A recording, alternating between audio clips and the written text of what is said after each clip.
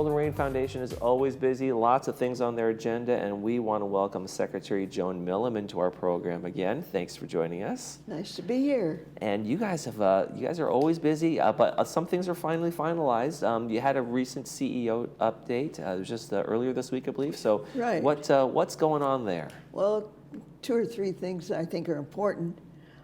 Residents can now apply for full-time staff positions. Mm-hmm. And the other thing she mentioned was mutual elections are coming up right away. Right. So be sure you get your applications in from the corporate secretaries on the 2nd floor. And finally, the reservation lottery, the cards are due Monday, June 17th in the recreation office. Those of you who are in clubs and know about that will be right there. Right, and that's a big thing. That's the first for the whole next year. So for folks who really want to have a special occasion, anniversary, birthday, that's an important one to maybe get in on, right? Right. Not only that, but if you want your club meetings to go on monthly or weekly or even daily in some cases, you need to make the reservations. Now, do you know if this is with the presumption that the Clubhouse 1 will be open and ready to go in 2025? If Clubhouse 1 should be open the end of the summer. Mm-hmm. It will be. That's what it seems to be the timeline for September still, and that's still on course for that. They're still on course. Okay, so folks can get back in Clubhouse 1 for next year for all their meetings and all that good stuff. Fantastic. What's going on with the committee appointments? Oh, we always update our committee appointments every month because the mutuals change and we change and people switch around. So that's why the committee appointments are. I just put it in there as one of the things we did. Sure. Now, talk a little bit about the committees. I think that's a great way for folks who maybe don't want to maybe be a director yet or aren't ready for that to really kind of get the experience of what it takes to do the research, do the reports, and report to the directors, and be part of what the decision-making process. Right, especially if you're going to run for one of the boards, you really should know how the committees work. Mm-hmm. And their schedules are always posted in various places, what's up and on the website. So why don't you come get acquainted with the committees and see what they do. There's financial and landscape and media and communications and security, and there's all kinds of things to be interested in that help to run the village. And that's where all the decisions really start. Right, because those committees, they do their work, they research whatever that might be, or for the landscaping or security and that kind of thing, and they make their reports to the directors, who then accept that report and make decisions based on Right, and usually things, they accept the committee's report, and it's a done deal. But all the work is done in committees. Yeah, and I think that's a great way for a lot of folks who maybe come to meetings and say, hey, what's going on with security? What's going on here? That's a great way. Well, join those committees and go to those meetings. Right, and just come to find out what's going on in the village. I mean, it's a great place to go. When I first ran for the 3rd board, I went to every single 3rd board committee meeting to find out how the governance worked, and I found out so much about what was going on in the village.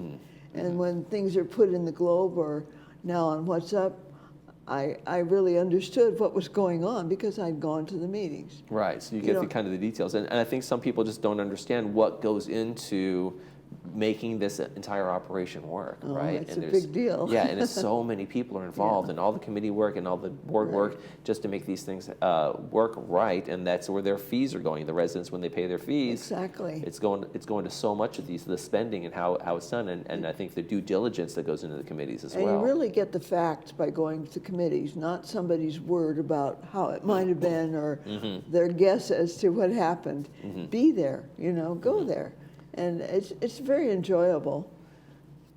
And now we got updates on the ID cards. We've been talking about this for a little while, but the ID card new system of fees has finally been approved. Yes, what happened was that people weren't returning their ID cards when they left. Either they're sold or they passed away or whatever, and those ID cards were reused by people that weren't supposed to be. Also, we missed out on some money that we should have had.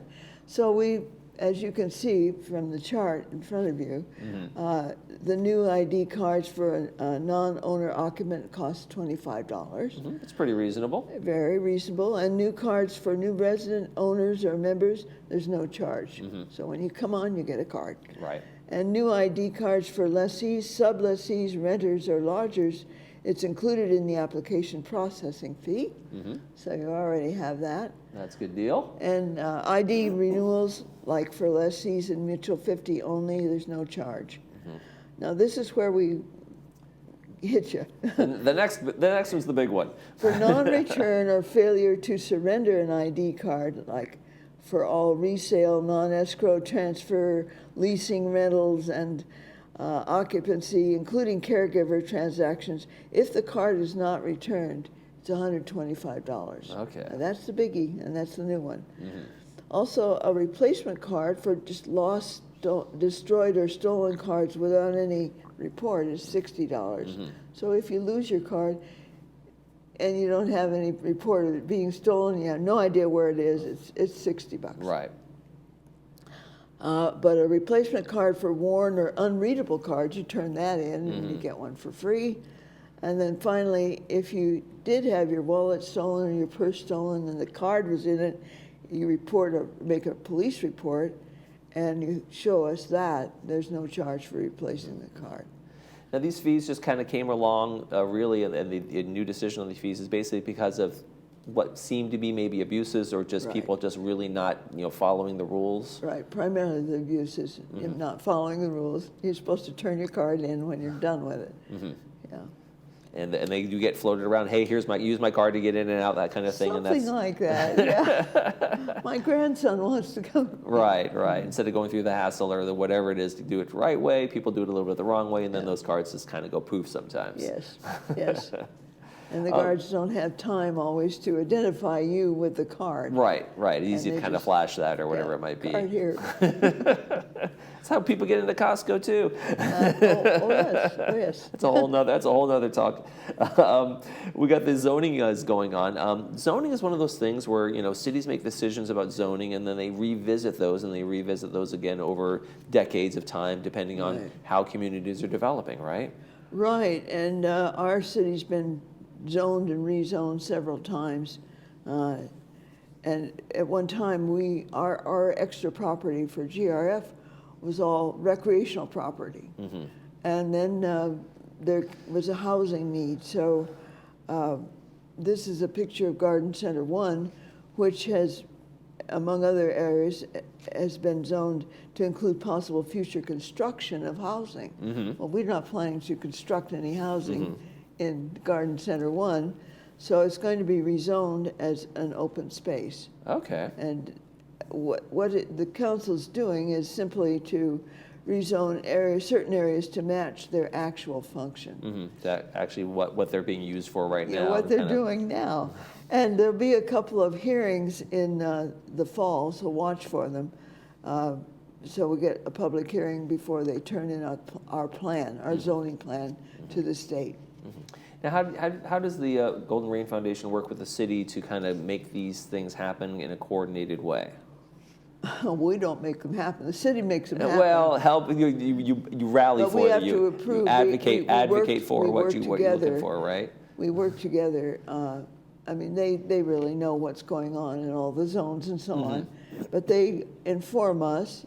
This is what we want to do, and we don't have to approve or disapprove. This is information, but it also gives the residents and a chance to go to the meetings and see what's going on. The meetings at City Hall. So I'm hoping that people will attend in the fall when these come up. Now, if someone is like, "Hey, how can we make these changes?" or maybe someone's upset with that, is there still time to go in and say, perhaps we can do something a mixed use in these areas or something like that? Yeah, you can talk about it, but they will explain everything about what kind of use and why they're doing it this way and that way. But everybody will have a chance to speak up, So they're doing to protect us. They don't want us to have to build houses when we aren't planning to, for example. Nothing like that going on. No. And now you have this landscape bus tour thing. I guess Laguna Woods Village has quite the variety of trees that maybe yes. people didn't really realize the varietals that we have going on here. We have a forest here. We have over 33,000 trees. Kind of an urban forest. An urban forest, and every one of the trees has been identified through our program. And so there's a group called the Street Tree Seminar Incorporated that approached our guys and asked if they could tour the trees. The Street Tree Seminar is a chapter of the California Urban Forest Council, which is of California, which was founded in 1968. So I wanted to read to you their vision so that you'll get an idea Sure. of why this is important. Thriving and prosperous California communities transformed by healthy trees and green spaces. Together as a coalition, we are dedicated to expanding and perpetuating sustainable urban and community forests to enhance the quality of life of all Californians.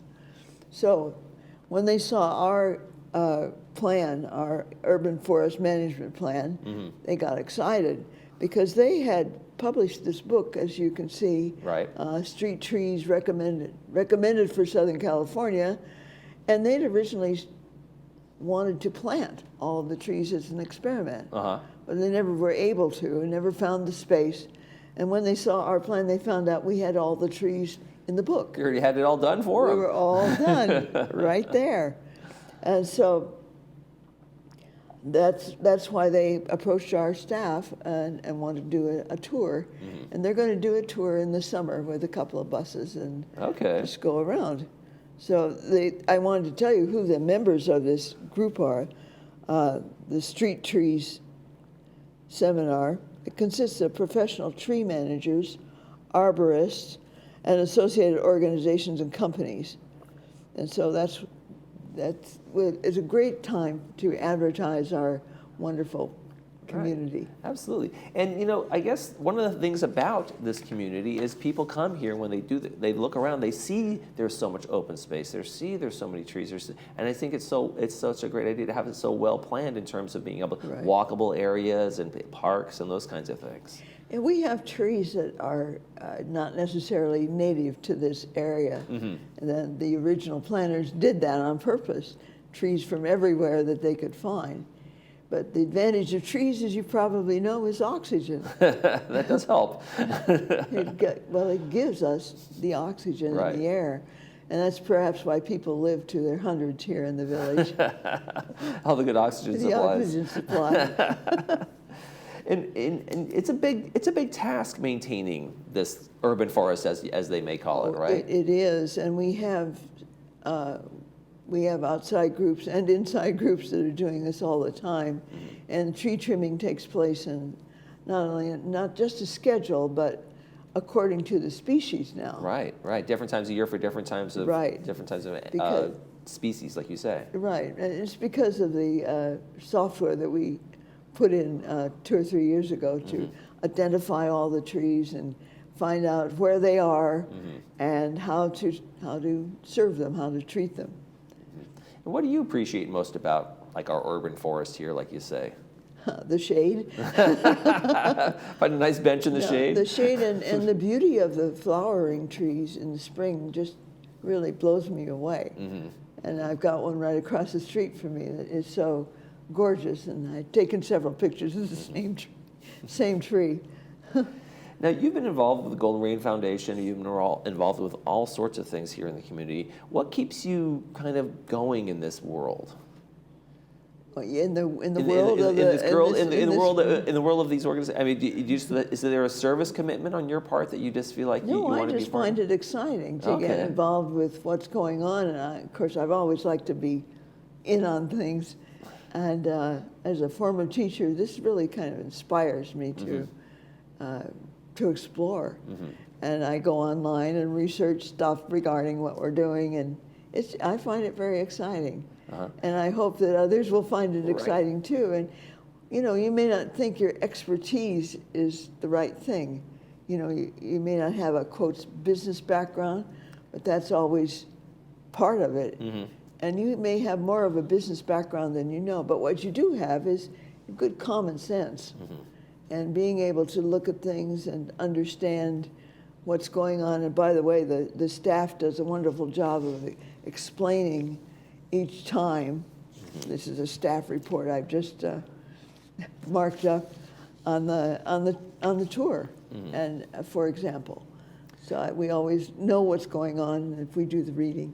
Right. So when you first started, though, did you have any experience in any kind of governance before that, or was it one of those things where you said, like, I'm just going to learn on the job here? No. I was, well, I worked for the LAUSD, and I was a representative, a union representative. So I've had a little of that, but I was also on other boards, Dance Alliance, and I worked as an art consultant, so I'd had some experience outside of teaching, but teaching, and it teaches you a great way to approach things. So whatever, and we have nurses and doctors, and you know, that not what you think of as business people on the board, but their logic is very important. So you're not flat-footed in this. Right. And it's important to have a variety of folks from a variety of different perspectives on there. Then they bring that to the fore, right? Very important, because we are, you know, we're a very diverse community, and we want to have that represented on the boards. Absolutely. And are you going to keep serving? Is the plan to just keep going? Well, maybe. Well, at least for another year. Another year, yeah. What would you say to someone who's on the fence about coming in and serving on a foundation, serving on a committee, and those kinds of things? What advice do you give them? Well, visit first. I mean, some people have come on the boards and have never been to a meeting, and I don't even know how they got on the board. But anyway, we had. I would advise you to attend some committee meetings, and certainly attend the board you're interested in joining, or thinking about joining, or just to find out what's going on. The governance here is simpler than you think. We have 2 housing mutual, 3 actually, including the towers, 3 housing mutuals, and the Golden Rain Foundation. And Golden Rain handles all the common grounds. Right, all the common area, all the all shared. the common areas, all the clubhouses, all the you know, all the recreational material. So that's, and it usually get involved. That usually, you just get involved by coming to the meetings, and you can find their schedule on the website, easy stuff. which, by the way, will be improved by the end of the summer. Yes, we're looking forward to that too. We're working on it. It's being worked on behind the scenes all the time. It's difficult. You can't just take pieces of it. You have to have the whole thing ready. Right. Well, it takes a long time to get everything ready. So that's what's going on. Joan Milliman, you are doing God's work here at the Golden Rain Foundation. God's work, I don't know. We appreciate all you do here for us. I'm having fun. Thank you so much for joining us. Thank you, Michael. It's been a pleasure. You're watching This Day. We'll be right back.